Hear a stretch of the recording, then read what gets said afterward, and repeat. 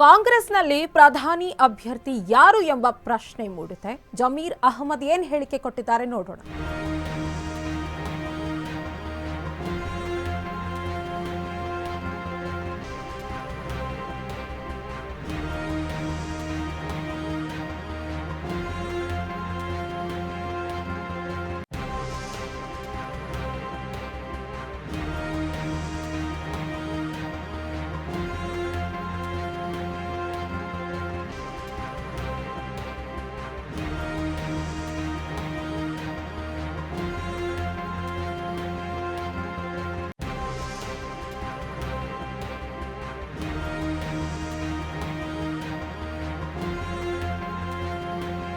ಕಾಂಗ್ರೆಸ್ನಲ್ಲಿ ಪ್ರಧಾನಿ ಅಭ್ಯರ್ಥಿ ಯಾರು ಎಂಬ ಪ್ರಶ್ನೆಗೆ ಹೊಸಪೇಟೆಯಲ್ಲಿ ಸಚಿವ ಜಮೀರ್ ಅಹಮದ್ ಪ್ರತಿಕ್ರಿಯೆಯನ್ನ ನೀಡಿದ್ದಾರೆ.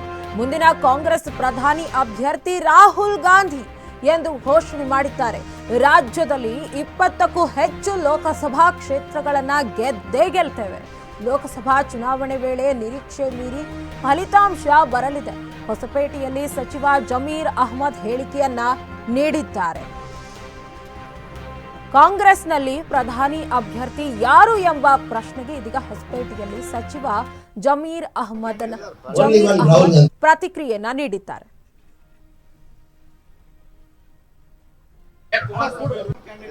Only one Rahul Gandhi. Only one Rahul Gandhi.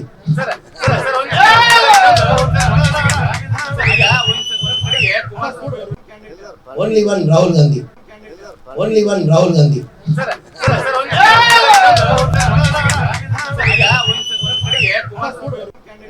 Only one Rahul Gandhi.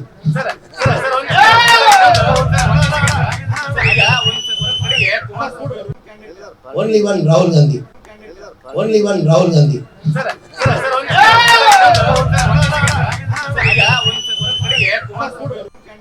Only one Rahul Gandhi.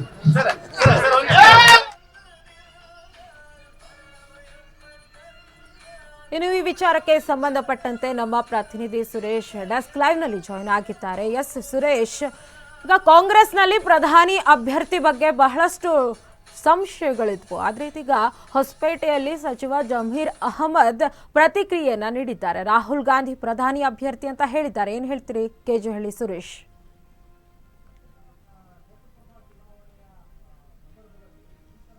ಪ್ರಸ್ತಾಪವನ್ನ Zameer Ahmed Khan ಮಾಡಿರೋದು ಅದು ಒಂದ್ ರೀತಿ ಚುನಾವಣೆ ಸಂದರ್ಭದಲ್ಲಿ ಆಡಿರುವಂತ ಒಂದು ಮಾತು ಅಷ್ಟೇನೆ. ಅದಕ್ಕೇನಂತ ಮಹತ್ವ ಕೊಡುವ ಅಗತ್ಯ ಇಲ್ಲ. ಜೊತೆಗೆ ಈಗಾಗಲೇ ಎಐಸಿಸಿ ಅಧ್ಯಕ್ಷರಾಗಿರುವಂತ ಮಲ್ಲಿಕಾರ್ಜುನ ಖರ್ಗೆ ಅವರು ಒಂದು ವೇಳೆ ಕಾಂಗ್ರೆಸ್ ಅಧಿಕಾರಕ್ಕೆ ಬಂದ್ರೆ ದಲಿತರನ್ನ ಪ್ರಧಾನಿ ಮಾಡೋದಕ್ಕೆ ಕಾಂಗ್ರೆಸ್ ಯಾವುದೇ ಕಾರಣಕ್ಕೂ ಹಿಂದೇಟಾಕೋದಿಲ್ಲ ಅಂತ ಒಂದು ಮಾತನ್ನ ಹೇಳಿದ್ರು. ಅಂದ್ರೆ ಕಾಂಗ್ರೆಸ್ ಪಕ್ಷ ದಲಿತರ ಪರವಾಗಿ ದಮನಿತರ ಪರವಾಗಿ ಇದೆ ಅನ್ನುವ ಸಂದೇಶವನ್ನ ಕೊಡುವ ಸಲುವಾಗಿ ಈ ವಿಚಾರವನ್ನ ಪ್ರಸ್ತಾಪ ಮಾಡಲಾಗಿತ್ತು.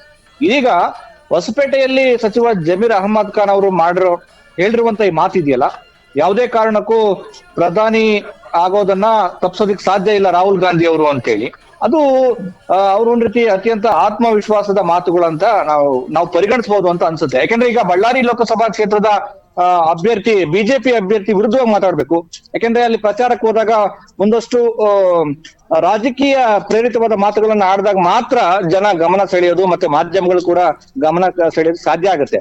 ಇದೀಗ ಏನು ಶ್ರೀರಾಮುಲು ಅವರು ನನಗೆ ಇನ್ನೊಂದ್ಸರಿ ರಾಜಕೀಯ ಪುನರ್ಜನ್ಮ ಕೊಡಿ ಅಂತ ಕೇಳಿದ್ದಾರೆ. ಅಂದ್ರೆ ಇಂಡೈರೆಕ್ಟ್ ಆಗಿ ಎಲ್ಲೋ ಅವರು ಸೋಲನ್ನ ಒಪ್ಪಿಕೊಂಡಿದ್ದಾರೆ ಅಂತ ಅರ್ಥ.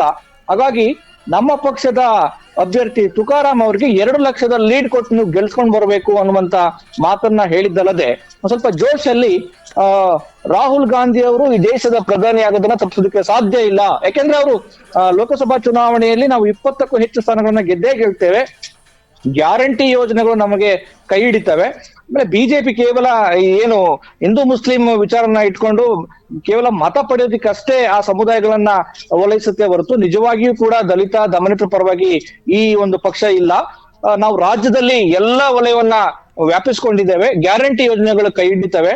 ಜೊತೆಗೆ ರಾಹುಲ್ ಗಾಂಧಿ ಅವರು ನಾವು 20ಕ್ಕೂ ಹೆಚ್ಚು ಸ್ಥಾನಗಳನ್ನ ಗೆಲ್ಲೋದ್ರಿಂದ ರಾಹುಲ್ ಗಾಂಧಿ ಅವರು ಪ್ರಧಾನಿ ಆಗ್ತಾರೆ ಅಂತ ಒಂದು ಏನು ವಿಶ್ವಾಸದ ಮಾತುಗಳನ್ನ ಆಡಿದ್ದಾರೆ. ಆದ್ರೆ ಅಂತಿಮವಾಗಿ ಯಾವ ಪಕ್ಷ ಅತ್ಯಧಿಕ ಸ್ಥಾನಗಳನ್ನ ಪಡೆಯುತ್ತೆ, ಆಮೇಲೆ ಪಡೆದ ನಂತರ ಈ ಯಾರು ಪ್ರಧಾನಿ ಆಗ್ಬೇಕು ಯಾವ ಪಕ್ಷದಿಂದ ಅಂತೇಳಿ ಅಧಿಕಾರಕ್ಕೆ ಬರುವ ಪಕ್ಷ ಒಂದು ಸಭೆ ಮಾಡ್ಬೇಕಾಗತ್ತೆ, ಅಲ್ಲಿ ಅಂತಿಮಗೊಳ್ಳುವಂತದ್ದು. ಚುನಾವಣೆಯ ಸಂದರ್ಭದಲ್ಲಿ ಈ ಜಮೀರ್ ಖಾನ್ ಅವರು ಸ್ವಲ್ಪ ರಾಹುಲ್ ಗಾಂಧಿ ಅವ್ರನ್ನ ಓಲೈಕೆ ಮಾಡೋದಿಕ್ಕೆ, ಅವರನ್ನ ಹೊಗಳೋದಿಕ್ಕೆ ಈ ಮಾತನ್ನ ಆಡಿದ್ದಾರೆ ಅಂತ ಅನ್ಸುತ್ತೆ ಅಕ್ಷತಾ.